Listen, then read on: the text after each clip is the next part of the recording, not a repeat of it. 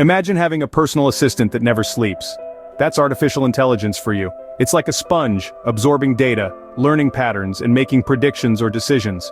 Picture a doctor diagnosing diseases, a chatbot providing customer service, or your playlist suggesting that perfect song, all powered by AI.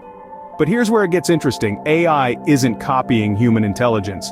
In many ways, it's surpassing it, opening new doors in healthcare, entertainment, and beyond. It's becoming our creative partner, not just our tool. So, what's the future of human-AI collaboration? A dystopian robot takeover or harmonious, productive partnership? Food for thought, isn't it? Dive into the fascinating world of cutting-edge technology with us. Follow for more. Remember, the future is not set in stone, it's coded in algorithms. But wait, AI is not just a concept of the future, it's here now. It's shaping our lives in ways we never could have imagined.